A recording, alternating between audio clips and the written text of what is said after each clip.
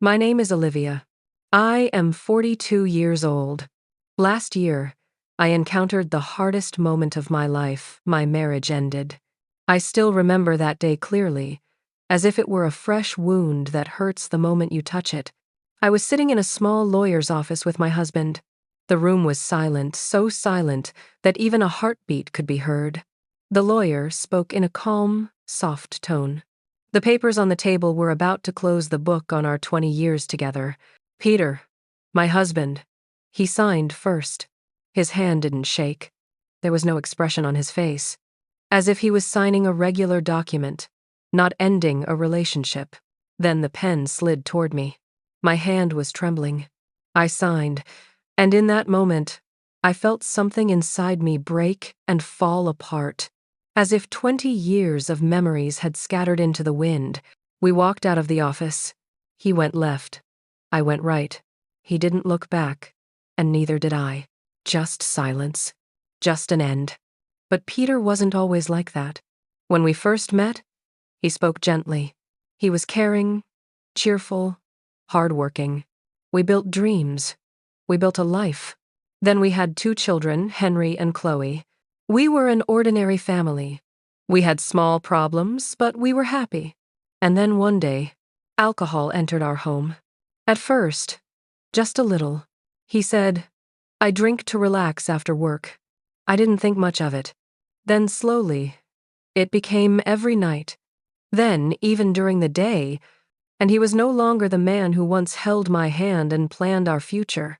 Alcohol stole his memory, his promises, his effort, his love.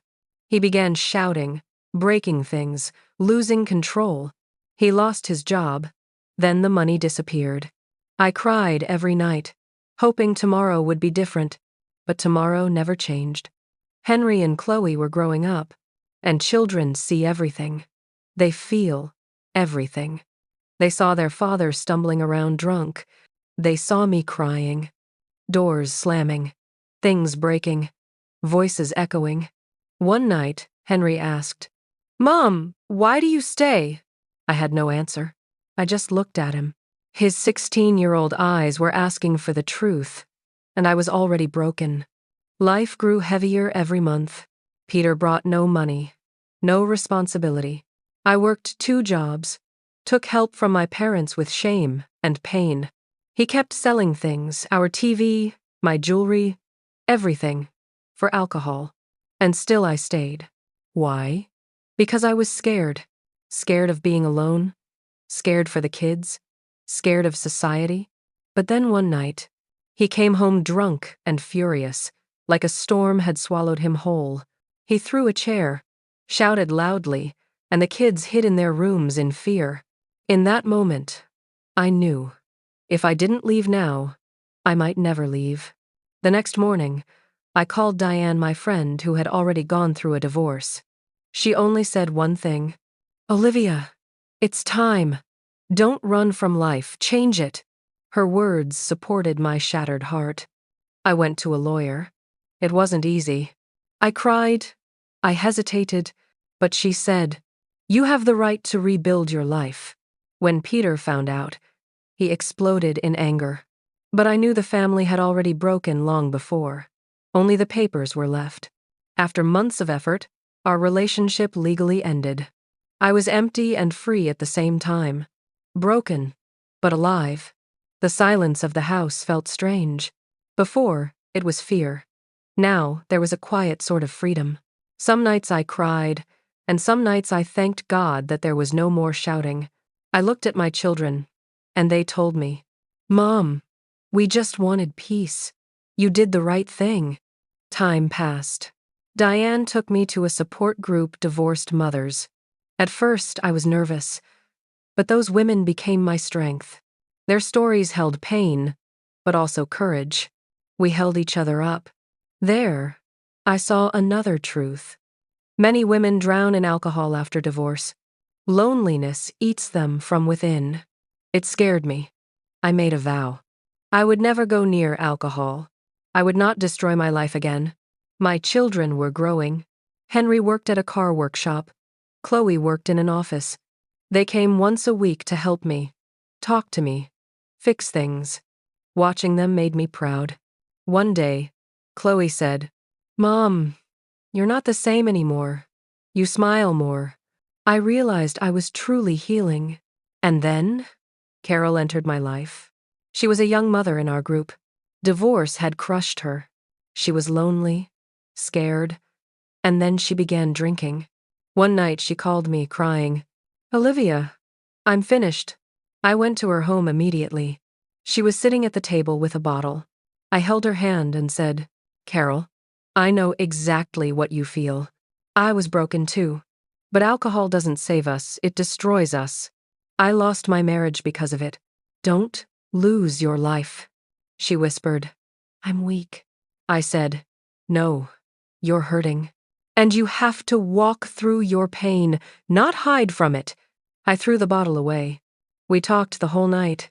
Morning came, and her tears had lessened. She was ready to accept help. That moment, for the first time, I felt maybe my story could save someone else. Maybe my pain was not useless. Seasons changed. Spring arrived.